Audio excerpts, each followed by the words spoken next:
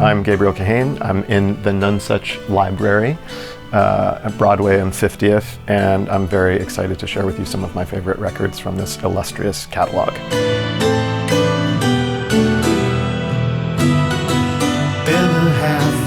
Of 6 a.m. So I'm going to start with a recent release. This is the most recent release among my selections. This is Owl Song by Ambrose Akinmusire.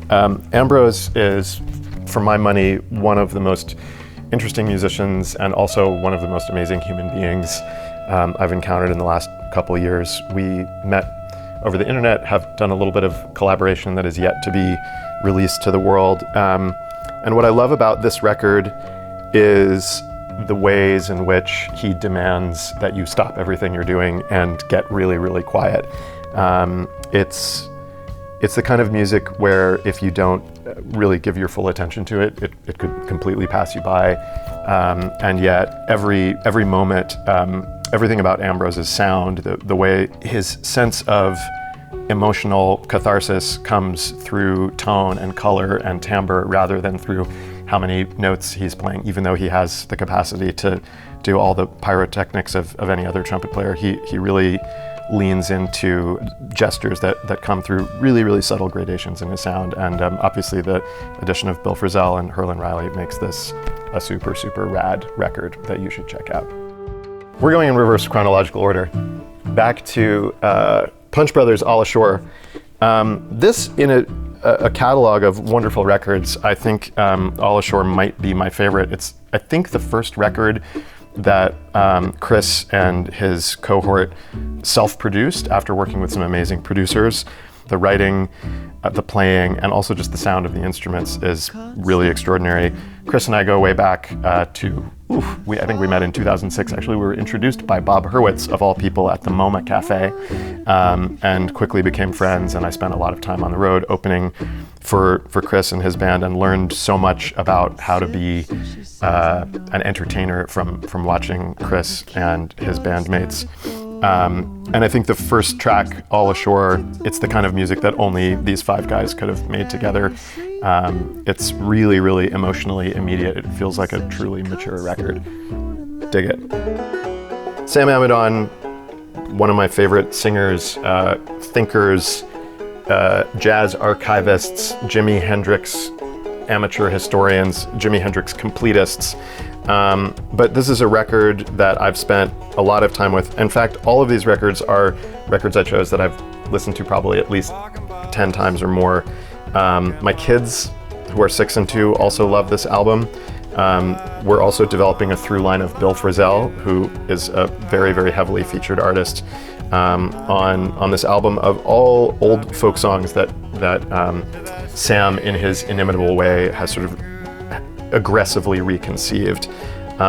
It also has Shahzad Ismaili and Chris Vadalaro. And I just realized it was produced by Valgir. Who knew? The Icelandic connection. Anyway, this is one of my top 10 albums overall, and definitely in the top 5 for the Nonesuch catalog, so check it out. Okay, so next we have Lorraine Hunt Lieberson and the Orchestra of Emmanuel Music, conducted by Craig Smith, doing a couple Bach cantatas. Of the records that I've chosen, this is the only one where I don't have a personal connection to the artist, other than that I adored Lorraine Hunt singing, as did many, many, many, many people. She had just the most direct emotional connection of just about any singer. She began, I think, as a violist before switching later in her career to singing, and I think there is something about that background as an instrumentalist that informs the sense of line in her singing. And in particular, the cantata Ich habe genug is just some of the most glorious singing, and she died tragically very young at 50. And we're just so lucky to have this recording of her music. I think it is, in many ways, it's sort of, if you had to distill her output to a single record, this is the one. We're going to do 2 releases from 1999. I'm going to start with Mozart piano concertos played by Richard Goode with Orpheus. This is music that I really fell in love with in my late teens and early 20s. I definitely wore out a copy of this until it started skipping in my car when I was ditching high school, and I don't know what I was doing instead. Maybe I was listening to Mozart.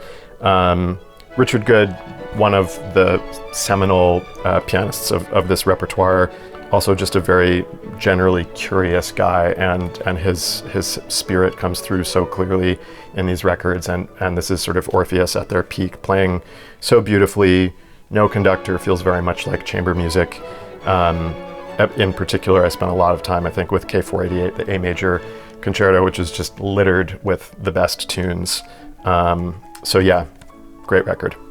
And then last but not least, I'm going to end with a record that's very, very special for me. This is Fred Hersch live at Jordan Hall, which is at the New England Conservatory. Fred was an early and super important teacher of mine. He's the person who really taught me the importance of voice leading and counterpoint as the key to unlocking harmony.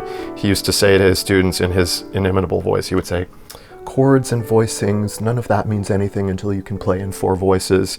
And you really hear that on this record. What is particularly special is I was at this concert. I was 18, and then later it was released, and that is something that I can't say about many other records, that I got to hear it live and then many, many more times.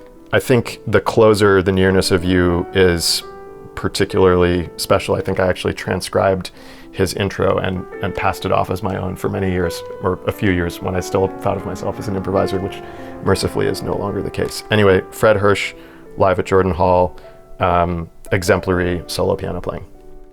I do have to mention one other album made by a pianist with whom I have a deep-ish connection. This is Gabriel Kahane, my dad, looking very, very serious. He's a serious musician, as you can tell from the way that his fingers are on his cheek there. This is Partita number 4 in D major and the 3-part Inventions.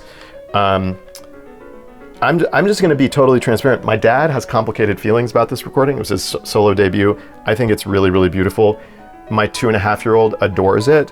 And I think that her endorsement is probably more important than how he feels about it. It's really, really beautiful, super transparent Bach playing. I've learned so much from my dad about sort of emotional and spiritual values in music, and I think you hear that on display in this record, which you can find on Discogs.